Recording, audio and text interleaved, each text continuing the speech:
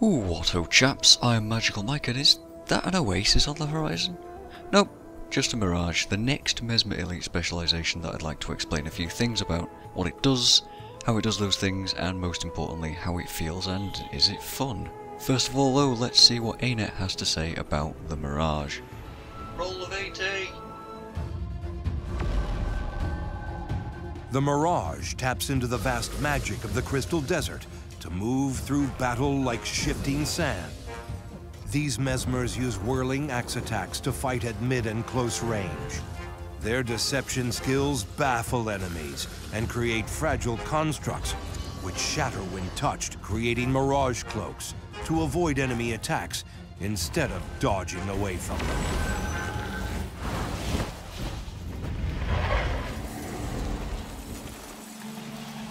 They seem to have nailed it down fairly well. After playing it myself, I tend to agree with the points that they make. I don't play much Mesmer personally outside of running around in the open world, so my impressions are going to be a bit guessworky here, I'm afraid. Mirage gets the axe as a new main hand weapon, which applies torment and bleeds on auto attacks at close range.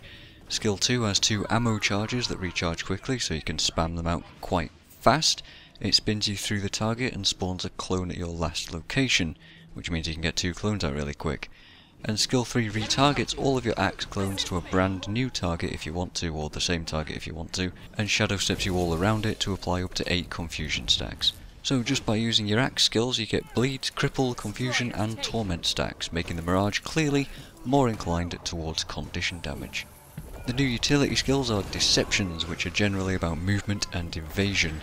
Each one of them leaves behind a Mirage mirror, which is a purple floating diamond that lingers for a while. Moving into one of these triggers a Mirage cloak, which is your new dodge mechanic. Mirage cloak is basically a blur effect. Your dodges get replaced by this and you no longer do the whole bail out animation when you evade. The negative to this is that it feels like your dodges are shorter and you don't immediately move out of the way of large AoEs. But the trade-off, the positives, are fairly interesting. You can keep attacking and casting while you're dodging now, and you can also dodge while disabled. So if you're knocked down and on the ground, you can dodge. Miss that follow-up attack that's coming.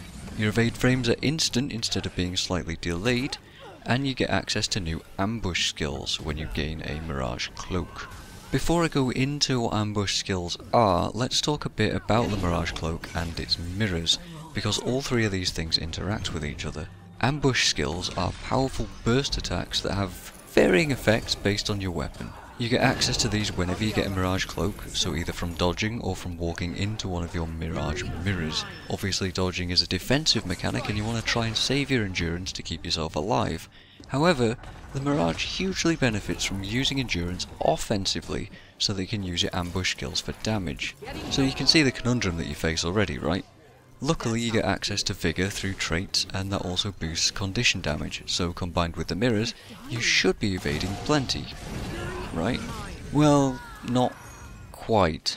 I found that the mirrors left behind by deception skills are often just a little bit too far out of reach, forcing me to run back into danger in the hopes of getting some evade frames from that mirror, which would put me at too much risk and often I'd just take more damage. Hopefully we'll find a good way of maximising the mirror potential, but I've yet to work it out. You could use the elite to blink into those mirrors, but that's kind of sacrificing Moamorph and Time Warp.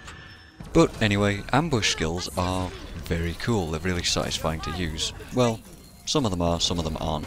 The Greatsword one looks nice for example, but running a Mirage on a power build seems, well, a bit naff.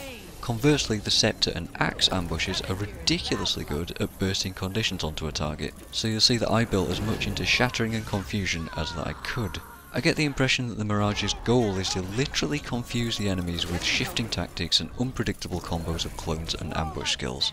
I was able to stack large amounts of confusion, torment, bleeding, and some burning from the torch with very little effort, so I imagine with some skillful play and some good mesmer knowledge you could work in some powerful shatter condition builds. Phantasms are mostly useless here. I traded in the pistol for bleeds because I have it, I don't know, but at least you can still use them as fodder.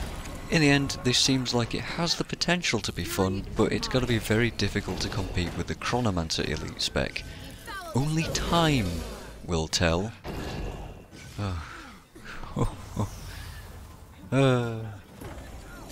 I'm not sorry about that.